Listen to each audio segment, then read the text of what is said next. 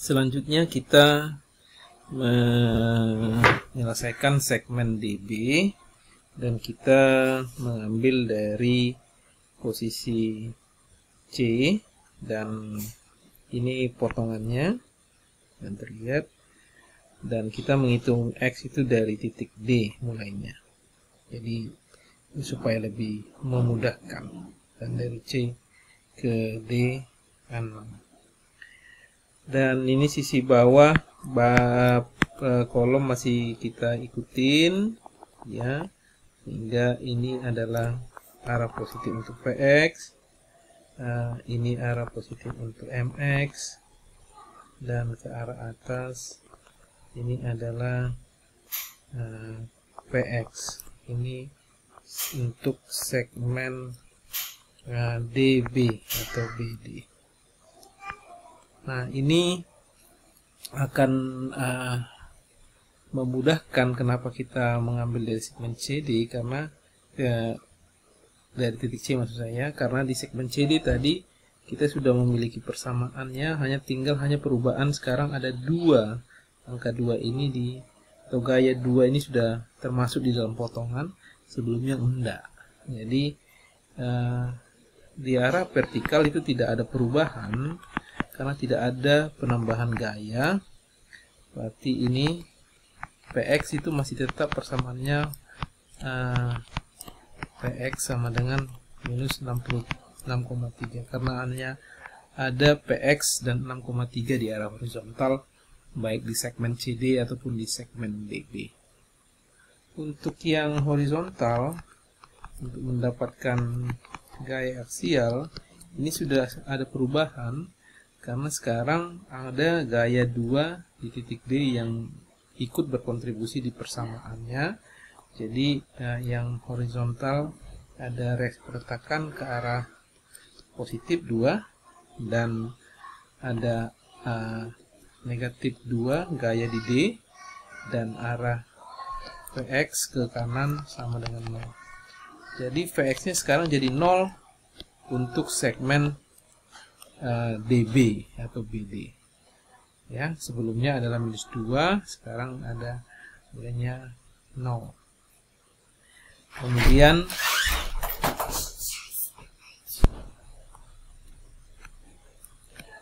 momen di O sama dengan 0, ini sama dengan rotasinya positif arah jam. Dan yang berubah dari persamaan ini, kalau tadi di segmen sebelumnya adalah MX kurang 2X yang berpengaruh, berarti itu yang belum terikut di dalam persamaan itu hanyalah gaya D2 karena tersebut. Tapi dengan reaksi 2 itu sudah berubah. Jadi kita tulis kembali, ada MX yang sudah berupa momen dan dia positif rotasinya. Ada reaksi 2 yang lengannya sekarang adalah 6 plus X terhadap titik O tersebut ya, sehingga dia akan menyebabkan rotasi negatif.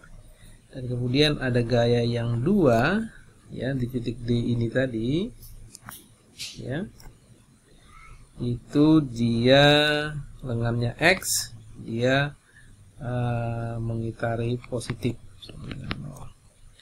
MX kurang 12 kita sederhanakan plus dibuka kurung min 2X plus 2X sama dengan 0. Ini dengan ini saling masukkan ya, ini dengan ini menghabiskan ya. Jadi MX kurang 12 pindah ke sebelah kanan jadi plus 12. Jadi MX nya sekarang konstan dari sepanjang segmen DB. Bagaimana menggambarkannya? Jadi semua nilainya konstan, PX minus 6,3, PX nya 0, dan momennya konstan di 12. Oke, kita ke atas. Kita sebentar, saya ganti dulu ini penanya. Untuk aksial ini berarti lanjut terus nilainya 6,3 ya, negatif ini 6,3.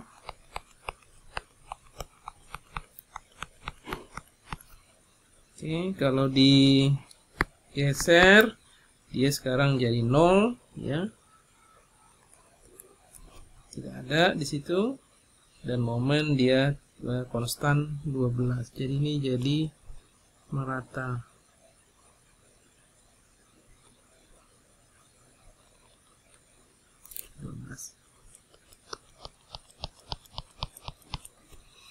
Oke.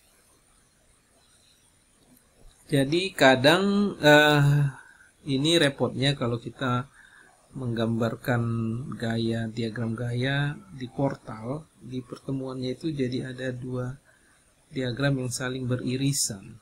Jadi enaknya biasanya itu digambarkan secara terpisah. Bisa dipisah seperti demikian, jadi supaya gambarnya tidak overlap.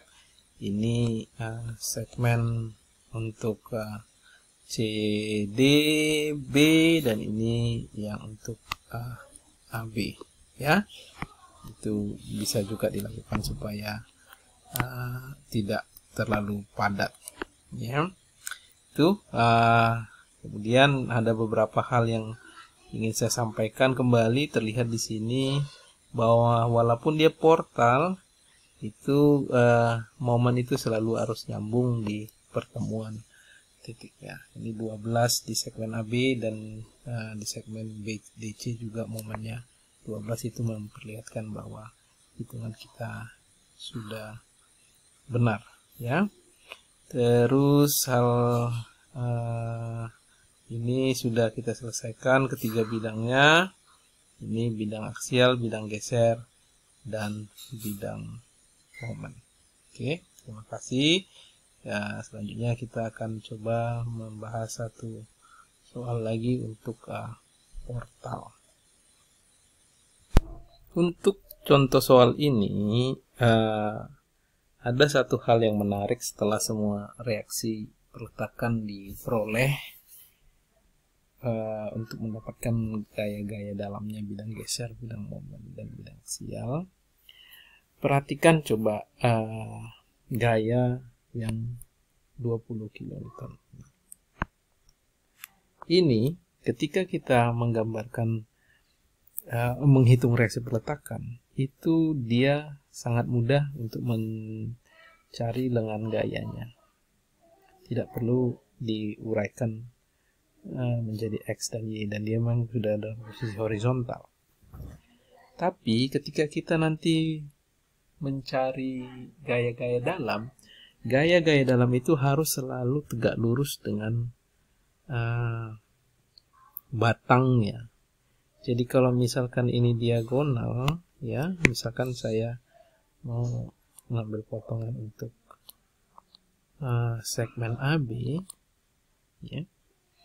Ini sekarang reaksi perletakan ini dia dalam posisi yang tidak tegak lurus atau searah batang.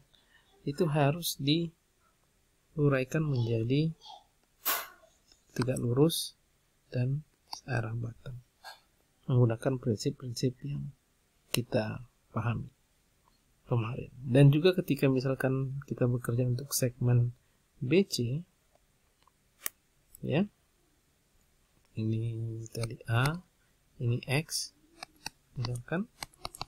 Tadi untuk segmen BC, gaya yang 20 tersebut juga harus kita uraikan tegak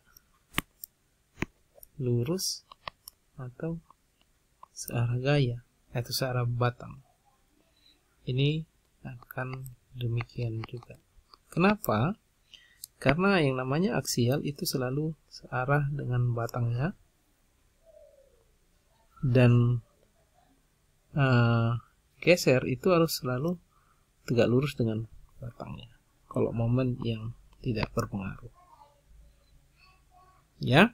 Nah, ketika kita nanti mengambil sigma gaya-gaya, untuk gaya dalam tersebut, X dan Y kita itu bukan lagi horizontal dan vertikal untuk segmen ABC, tapi ini yang arah X kita, searah dengan batangnya, dan tegak lurus tersebut ini gaya arah Y-nya untuk memudahkan.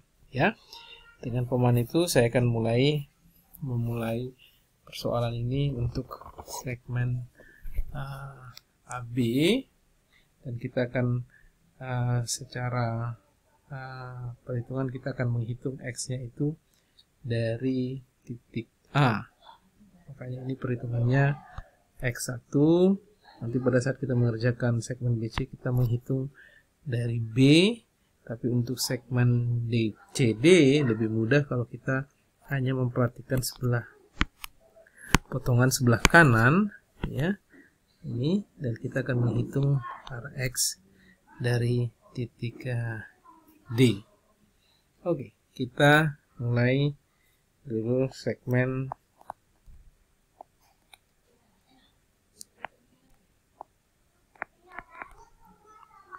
AB. Segmen AB ini sebentar saya gambarkan.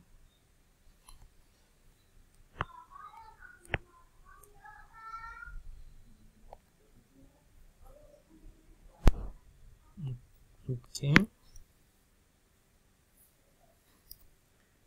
ini yang